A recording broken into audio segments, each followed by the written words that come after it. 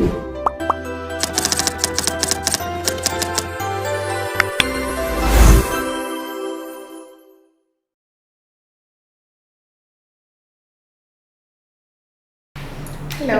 Hi. How are you? I'm blessed, and you? I am well, thank you. Welcome to your pitch section. This is going to be exactly what we had talked about earlier. I'm going to give you the rules of the pitch session, and then you can carry on. We're going to start with an introduction. Now, for the introduction, you're free to tell us what you think we need to know about yourself. Next will be the pitch position, which will be necessarily pitching your idea to us and reasons as to why you should be able to be the one for the position. And thirdly is the resonance speech, which will be elaborating your personal adventures and how you being in this particular position should amplify what you're doing on a personal level. Please carry on. Thank you. Good afternoon, everyone. My name is Lilian Mwangi. Ambitious, confident, and passionate are my other names, and it's an honor to be in Amali community, and also it's an honor to be interviewed by our esteemed interviewers. Thank you. Please go ahead. Who are you? My name is Lilian Mwangi, a law student at Catholic University of East Africa, the managing partner Choir Law Firm, a member of ALSAC, Law Students Association of Kenya, the deputy organizing secretary there. I'm also the license committee chair for ALSAC. Yes. So, in regards to what you're doing in school, why did you take whatever you are taking in school? Why law? Why law? It's a question I get oftenly, but my answer is basically the same. With law, you get to be everything. With law, you get to be a middleman. With law, you can become a diplomat. With law, you can become an ambassador. What law does, law gives you the knowledge. Law makes you smart. Law enables you to interact with everyone. It enables you to know your rights. So law basically gives you the opportunity to be the better person in the society. So I took law to be the better person, if not the best person in the society. So what has law done differently for you ever since you started it? For the 2 years I've been studying law, it has basically changed my mindset.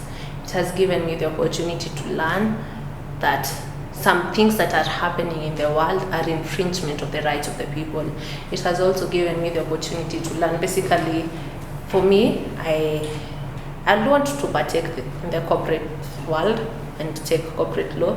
It has broadened my idea. It has given me innovative ideas. So basically, law has been the motherland of everything I want to be. Mm-hmm. Yes. What are you looking to get through this mentorship program? A lot. It's not about the program itself, it's about how I'm taking the program. It's about the personal skills that I take from here. It's about what I learn. I am looking to get skills like behavioral skills. How should I behave, and where should I behave, and at what time should I behave like this?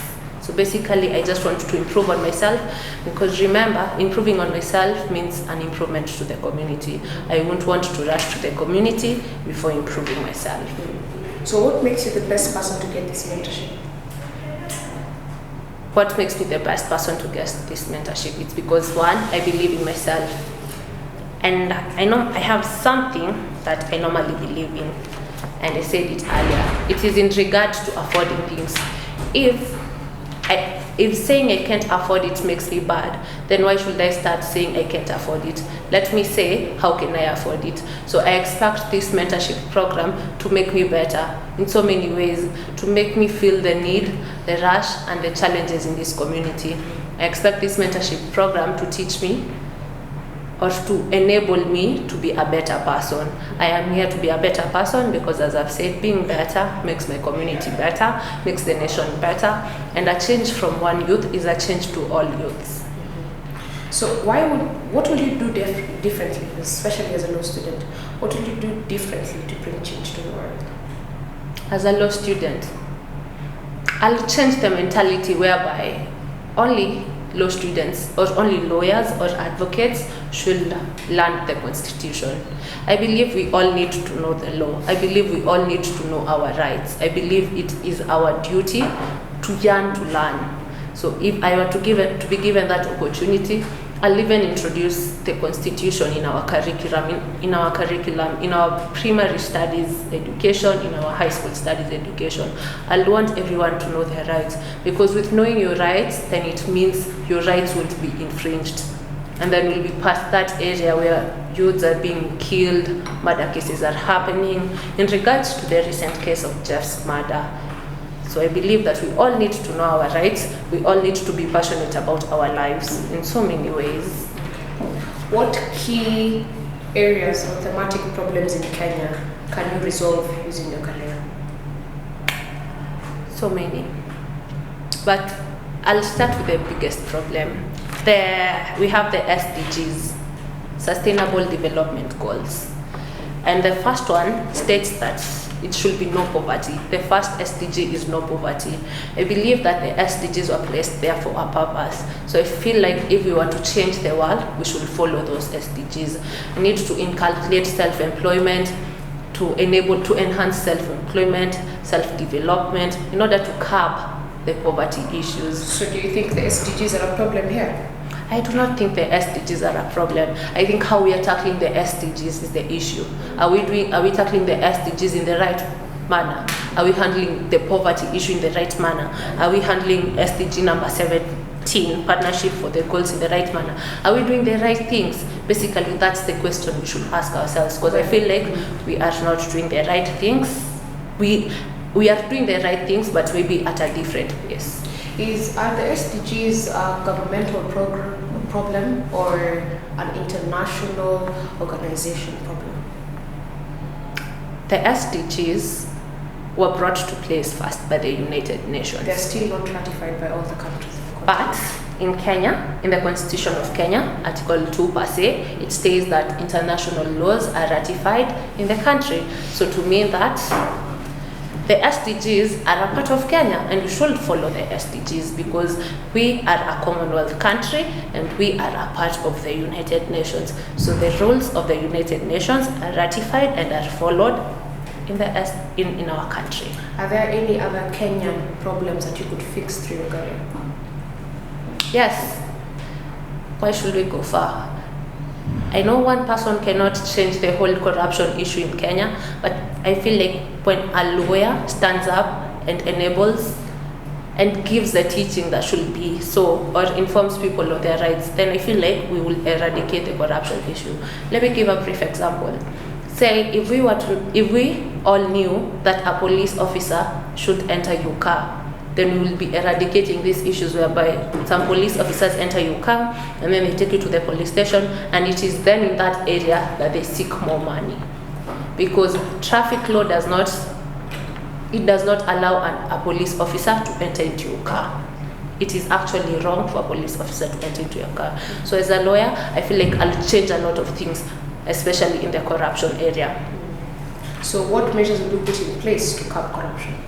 What measures will I put in place to curb corruption? That's a very good question. Thank you for that question.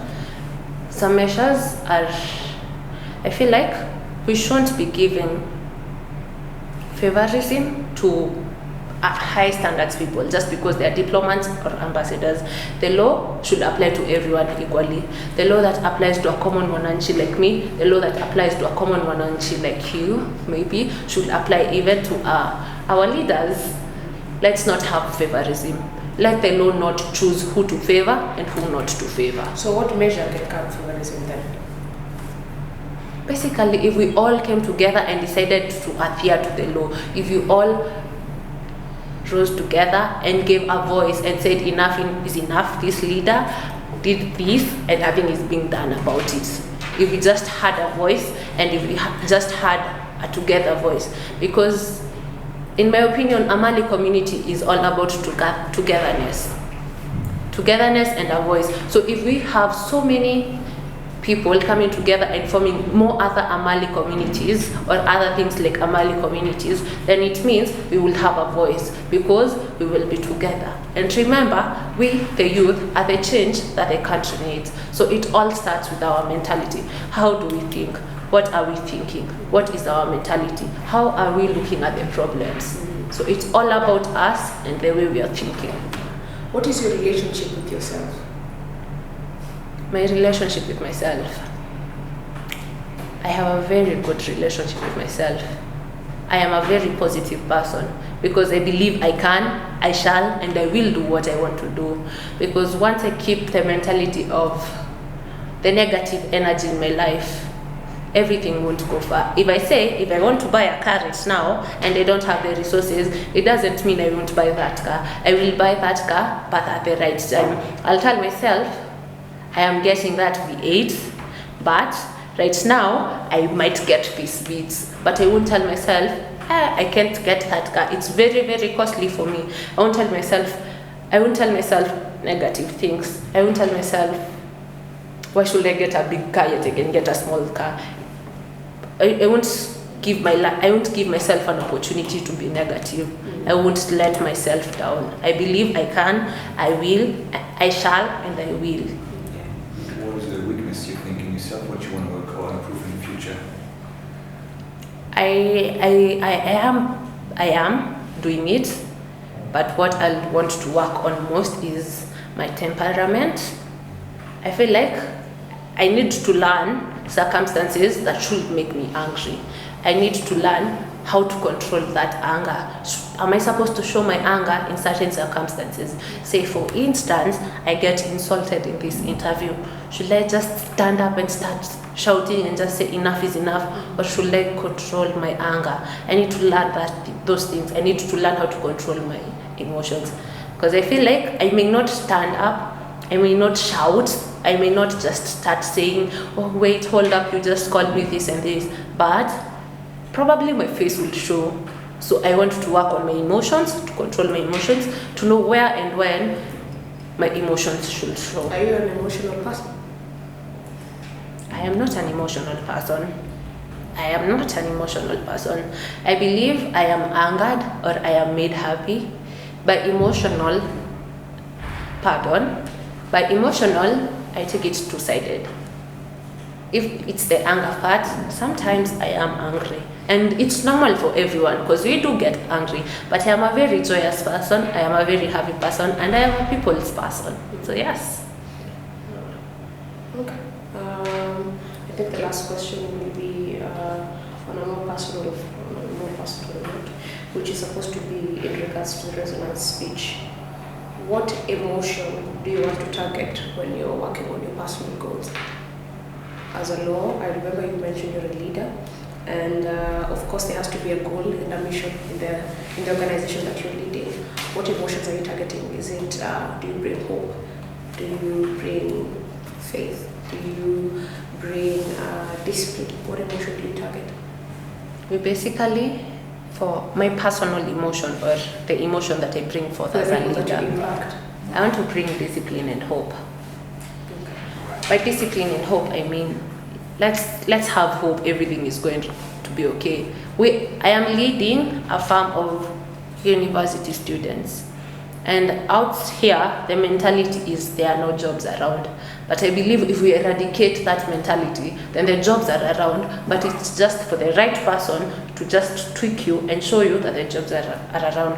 Say for instance, I won't tell my other law student that there are no jobs. I'll tell you that, did you know right now, as a law student, you could participate or represent someone in a small claims court, even without doing the law, even without finishing the law degree. So basically what I want to put to people is hope. I want to preach hope. And you see, for a lawyer, you have to be very, very disciplined. Especially time discipline, self-discipline, you really have to be disciplined. Are you always late? Are you always late? What's your relationship with people? How do you act with people? How do you carry yourself in front of people? That's the discipline. That's the type of discipline I want to inculcate in my other law students, which I believe they do have, but maybe some tweaking, because we are all human beings, and I myself need some little tweaking so that I can be better for myself and I can be better for the others. And I believe that's why I am really, really eager to be a part of the Amali community, because Amali community is all about the youth. I feel like Amali community is going to make me the best person that has ever emerged. Because Amali shows you the right and wrong places. Amali gives you mentors who teach you about e-commerce. Because basically, I'm not all about doing law. I have other things that I love doing. I love doing food industry business. I love being a cereal sales person. So, and coming to Amali and I'm being taught about e-commerce, it gives me ideas. I can do this other thing as I study law. I can be a cereal sell person and I can learn how to sell the cereals online through the e-commerce classes. So basically, Amali, through the first few days or through the few moments I've interacted with the Amali community, I feel like it's already bringing out the best in me. Yes, and I'm grateful for that. Thank you. You have any more questions? Right. I think my questions are done. Do you have any questions for us? Yes, I have a question. Let's go ahead. My question is, where do you think Amali will be 10 years from now? As a Amali community, I think 10 years time is actually a very short time for us. We had done a 20-year plan out. Now this 20-year plan out is basically because annually we had a target of 1,000 reach out on an impact, and the impact is quite simple. It's the fact that we want to ignite the thoughts of the youth towards self-development. It's more of us orienting a strategic plan view that allows the youth to understand how important it is to be here and to make something out of yourself. It's also to bring back the social responsibility and the social morality back to the society, in that everybody is responsible not only for themselves but for the people around them. So in our 10-year plan, because we had a 20-year plan like I said, the strategic plan was to ensure that by 10 years we had an impact of around 1.5 million young Kenyans. That is in terms of connection, integration, and the connectivity in between the region and the globe at large.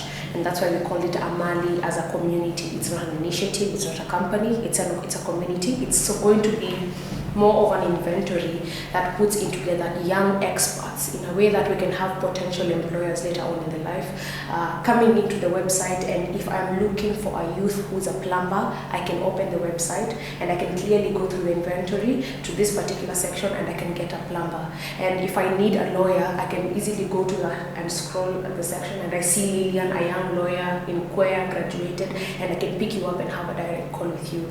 It will also ensure that we propel our young people to the expertise, and we cut short the whole need of you being told that we need 0 to 5 years of experience, but because we can be there as an advocate to tell that we have been working with this particular individual for the last 0 to 4 years and they have been doing 1, 2, 3 things. We can also act as very good referees, and importantly to make sure your recommendation letters are high top neck in a way that we can be able to back you up with the best qualities that you might need for a particular job set. So this is more of us bringing back that responsibility to every young person. And the one thing I think we'll be able to say we have impacted is when I see Kenya getting back to the index that we have been as the most quality individuals in both service and good production. For me, that will be it. And if it is run by the young people, then Amali's job should be done.